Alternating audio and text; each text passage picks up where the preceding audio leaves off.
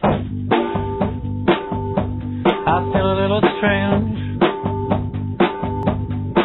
Feels like I'll never get my shit together.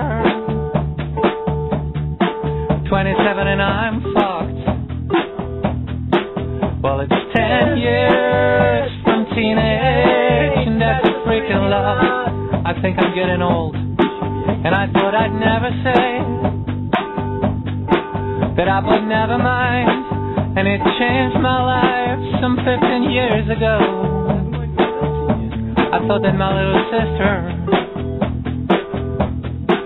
would have never ever made it out of high school and be looking for jobs. Yeah, right.